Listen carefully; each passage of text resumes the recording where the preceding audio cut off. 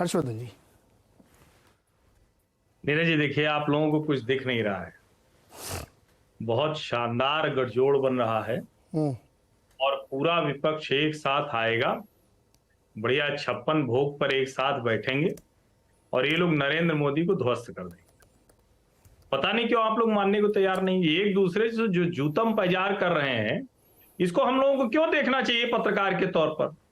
मानव जायसवाल अधीर रंजन की ऐसी की तैसी कर दें, अजय माकन अरविंद केजरीवाल की कर दें, अरविंद केजरीवाल राहुल गांधी को कर दें, कांग्रेस कह दे राहुल गांधी को नेता बनाना नहीं, बोलना नहीं कि ये प्रधानमंत्री बनने वाले हैं। और तो और एक दूसरे को भारतीय जनता पार्टी की बी टीम कह रहे हैं, लेकिन उसके बावजूद अगर आपने पत्रकार के तौर पर देखकर ये बता दिया तो आप तो किसी पार्टी के साथ जुड़ गए। ये पार्टी के बंधुआ लोग पत्रकारों पर टिप्पणी कर रहे हैं और बैठक से निकलकर एक दूसरे का सर फोड़ रहे हैं। तो मैं तो यही कहूंगा कि ईश्वर आजकल भूल रहे हैं आप, पत्रकारों को भी अपनी गिरबान में झांक के देखना चाहिए। ये इतना बना रहे बंधुआ तो पत्रकार बन गए जी आजकल। प्लीज नहीं, जो टिप्पणी मैं आपके पास आऊंगा तो आप कमेंट कर लीजिएगा। मजदूर तो आजकल पत्रकार बने बैठे हैं।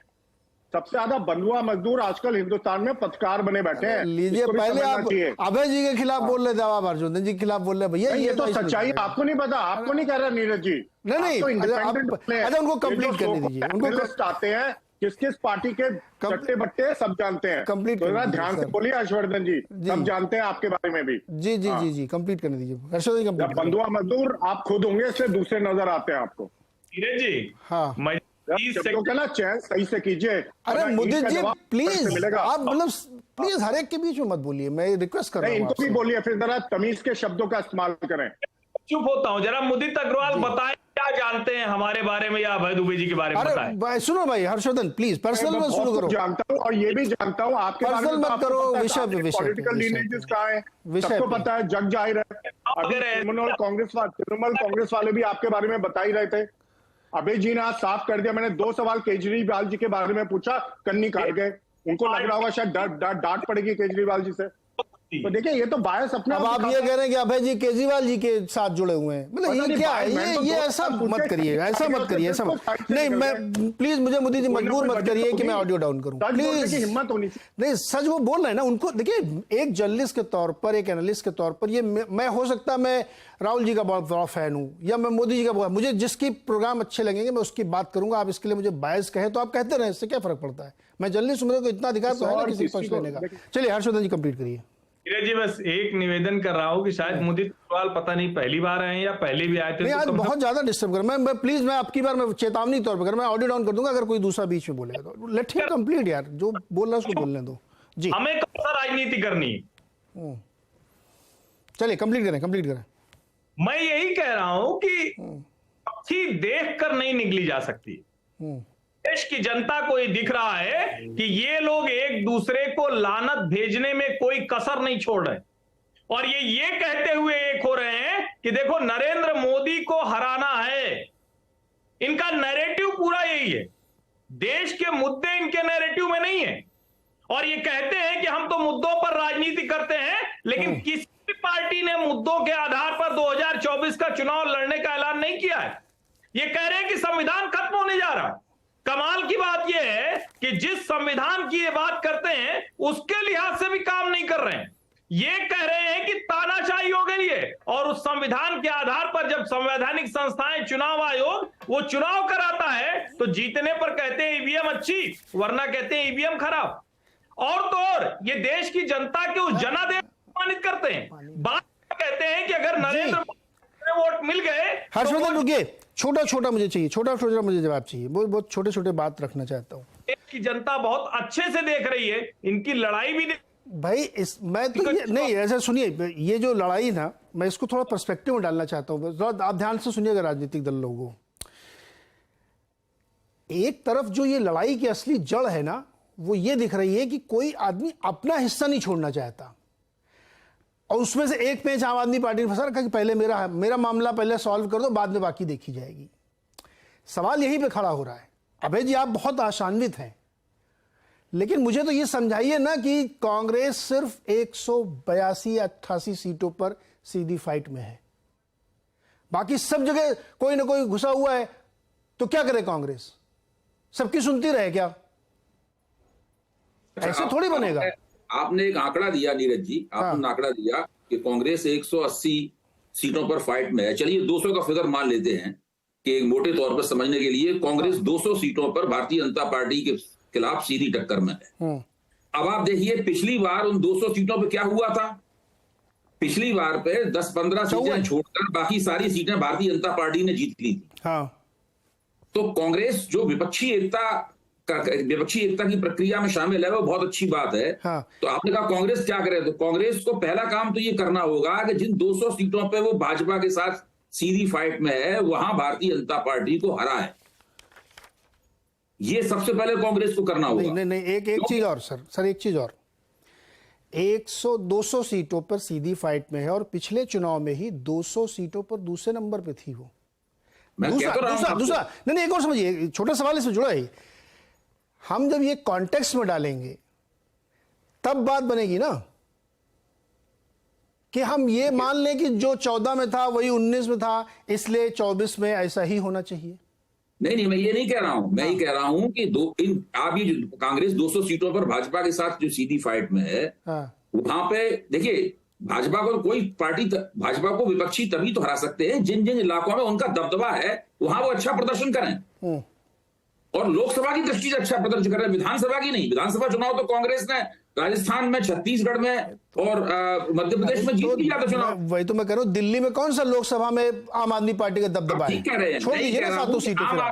अगर आम आदमी पार्टी को अगर आप देखें तो आम आदमी पार्टी लोकसभा चुनाव के हिसाब से छोटी प्लेयर है। वो अभी पंजाब में उसने चुनाव जीत लिया है, लेकिन पिछले चुनाव में तो केवल दिल्ली में सरकार थी उसकी। तो अब तो केवल 20 या 20 सीटों के ऊपर आम आदमी पार्टी। तो पंजाब में भी सही है सर, पंजाब में भी तो वो विजेता हैं कांग्रेस वाले, तो क्या? वही तो कह रहा हूं, आप सुन तो लीजिए। मैं कह रहा हूं पंजाब की सीटें और दिल्ली की सीटें मिलाकर 20 सीटें ऐसी हैं जहां पर आम आदमी पार्टी का विधानसभा चुनाव के हिसाब से एक दबदबा बनता है। माना जा सकता है विधानसभा चुनाव ने जीता है, लोकसभा में भी उनसे अपेक्षा की जाए वो अच्छा प्रदर्शन करें। लेकिन आप कांग्रेस को देखिए, भाजपा को हराने की मुख्य जिम्मेदारी तो कांग्रेस की बनती है ना। जहां पर कांग्रेस इतने बड़े बड़े प्रांतों में अभी विधानसभा का चुनाव लड़ रही है, हो सकता है अच्छा प्रदर्शन भी करे, चुनाव भी जीते, तो वहां पर यह स्थिति बनेगी ना। तो कांग्रेस को सबसे पहले तो यह सुनिश्चित करना होगा कि वो इन प्रदेशों के अंदर भाजपा से काफी बड़े पैमाने पर सीटों को छीने। अगर कांग्रेस नहीं छीन पाएगी तो भले ही विधानसभा चुनाव जीत ले, उससे लोकसभा पर कोई असर नहीं पड़ेगा। जहां पे पहला काम है जो कांग्रेस करना चाहिए। दूसरा काम कांग्रेस को यह करना चाहिए कि लोकसभा चुनाव की राजनीति को विधानसभा की चुनाव की राजनीति से डिस्टेंगल करना चाहिए।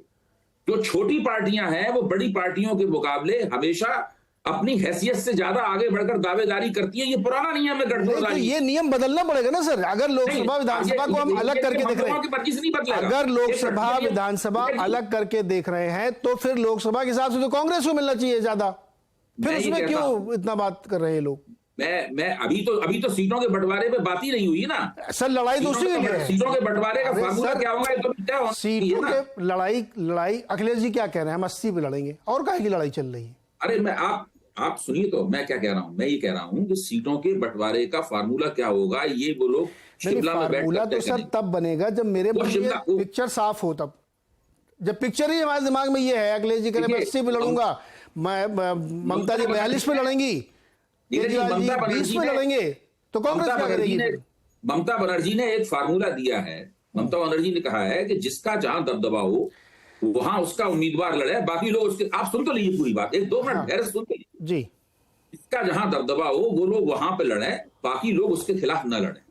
लेकिन दबदबे का फैसला कैसा हो इसका भी एक फार्मूला बनाना पड़ेगा कि वो दबदबा विधानसभा के नतीजे के आधार पर तय होगा, पिछली लोकसभा के नतीजे के आधार पर तय होगा, वो भी एक फार्मूला। इसीलिए मैं कह रहा हूं कि विपक्ष की एकता की संभावना तो है, लेकिन संभावना बहुत मुश्किल है। हाँ, बहुत मुश्किल है। एक सवाल मैं हर्षवर्धन से लूंगा, उसके बाद मैं ब्रेक पे जाऊंगा। हर्षवर्धन जी, जो हिंदी पट्टी वाले मेन स्टेट है जहां कांग्रेस फाइट में है सीधे, मध्य प्रदेश, छत्तीसगढ़, राजस्थान, पंजाब भी ले लीजिए, उसमें इन इलाकों में टीएमसी या ये सब लोग कुछ कर सकते हैं क्या? कांग्रेस की कोई मदद नहीं कर सकते। लेकिन बंगाल में ममता जी का खेल बिगाड़ जरूर सकती है कांग्रेस, ये डेटा बताता है। तो मेरा सवाल ये है कि जब आप इस तरीके की डील सामने लेके आते हैं तो प्रॉब्लम खड़ी होती है ना। फिर ये तो रीजनल पार्टीज, अभी हम लोगों ने डिसाइड किया कि लोकसभा विधानसभा अलग करके देखिए, अब हम गड़बड़ कर रहे हैं। ये कौन तय करेगा कि यूपी में अखिलेश जी बहुत ताकतवर हैं? बताइए। देखिए नीरज जी, बहुत स्पष्ट है और इसमें जरा सा भी संदेह नहीं है कि कर्नाटक चुनाव के बाद जो so called secular vote bank है, जिसकी सारी लड़ाई है, उसमें कांग्रेस का दखल बढ़ा है। उनकी प्राथमिकता में कांग्रेस पहले नंबर पर आई है। और यहां जो सबसे महत्वपूर्ण है कि कांग्रेस पार्टी की इस मोमेंटम से, चूंकि क्षेत्रीय दलों को लगता है कि भाजपा से तो बाद में लड़ेंगे, पहले हमसे लड़ेंगे, ये जो असुरक्षा बोध है ये उनको नजदीक आने से रोक रहा है।